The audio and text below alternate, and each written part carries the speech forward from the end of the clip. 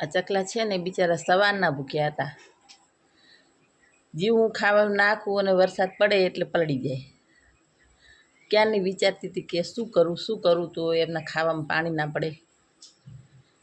કારણ કે અત્યારે હવે ઢાંકવાનું લેવાય ક્યાં જવું. એટલે પછી છત્રી પડી હતી મારી, તો છત્રીનો જુગાડ કરી નાખ્યો કે ચલો એટલી વાર તો ખાય, એટલી વાર તો એ પલળશે નહીં, એમનું ખાવાનું સુરક્ષિત રહે, શાંતિથી ખાય અને પૂસાના માળામાં પાછા બેસી જાય.